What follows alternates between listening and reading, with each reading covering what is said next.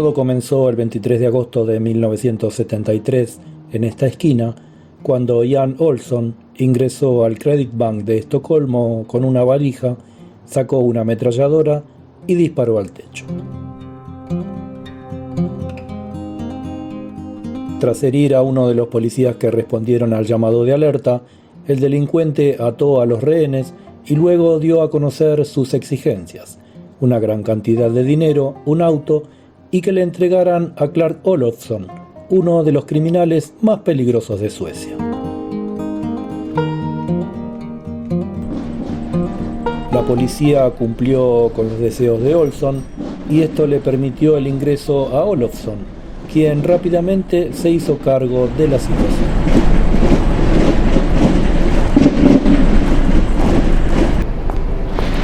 Estoy caminando por las calles del centro de Estocolmo hacia la plaza Norrmalmstorg, donde en aquel momento ocurrió el incidente.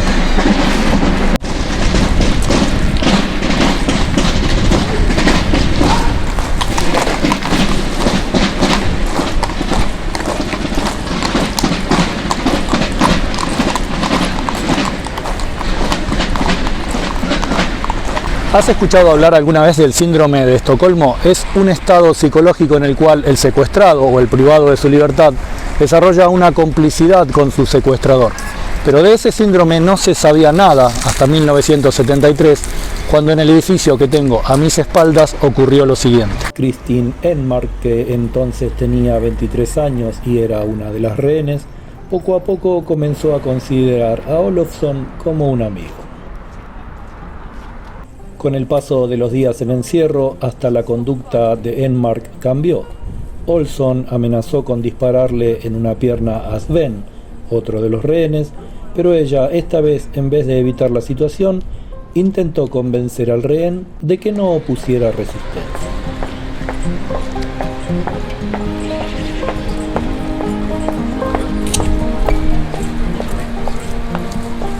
Finalmente, al sexto día del secuestro, la policía decidió ingresar por la bóveda del banco, desarmó a los delincuentes y, a pesar de que Olsson había amenazado con matar a todos los rehenes si se hacía precisamente eso, afortunadamente nadie resultó herido. Casualmente hoy está todo custodiado por la policía por un desfile oficial que va a ocurrir en unos momentos en este mismo lugar. Jan Erik Olsson fue condenado a 10 años de cárcel, mientras que Clark Olofsson a 6. Confío plenamente en él, viajaría por todo el mundo con él, sostuvo Enmark en relación a Olofsson, con quien inclusive continuó intercambiando cartas.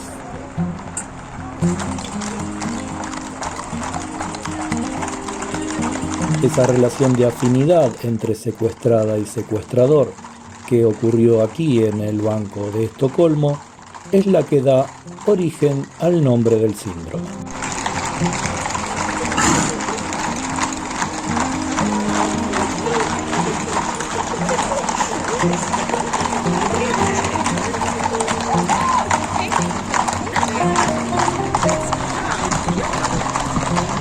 Mis primeras impresiones de Estocolmo fueron un tanto traumáticas, como si se tratara de un secuestro. Algo raro para mí, diferente a lo que estoy acostumbrado a vivir en el Báltico, demasiado movimiento, demasiado consumismo. Pero por alguna razón, quizás por el síndrome de Estocolmo, estoy tratando de desarrollar una empatía, una complicidad. Yo creo que detrás de toda esta máscara hay una ciudad que aún conserva su alma. Suecia es un país que se sitúa por arriba del promedio en todas las dimensiones: calidad medioambiental, compromiso cívico, educación, estado de la salud, satisfacción, ingreso y patrimonio, empleo y remuneración, vivienda, seguridad personal y sentido de comunidad. Suecia aún es un sitio muy seguro en líneas generales. La población es pacífica y tiene un respeto máximo por todas las preferencias personales en materia religiosa, política o sexual.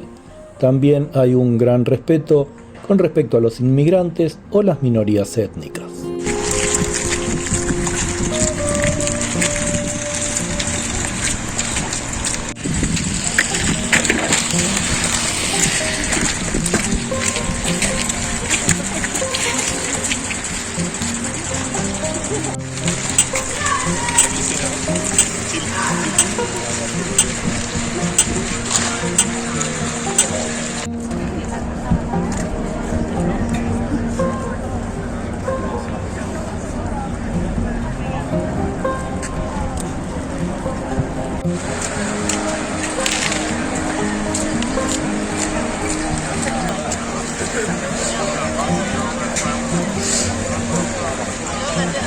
Hoy Estocolmo es una ciudad sitiada, hoy Estocolmo es una ciudad secuestrada.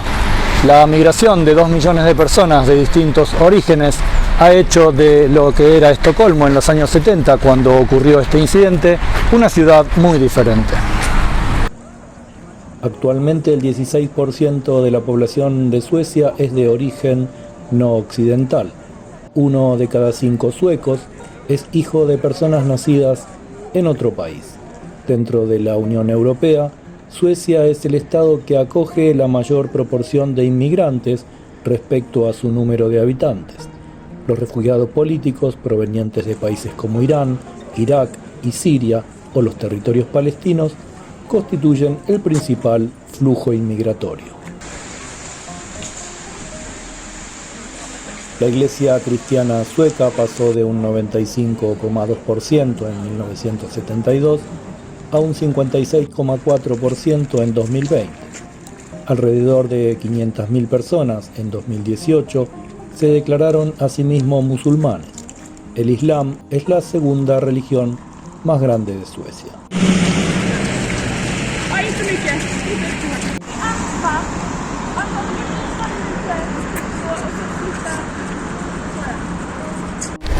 En realidad, quizá lo que está ocurriendo aquí es que con el abrumador choque de culturas que está ocurriendo en la ciudad, sea la cultura sueca la que está secuestrada, la que se juzgue minoritaria.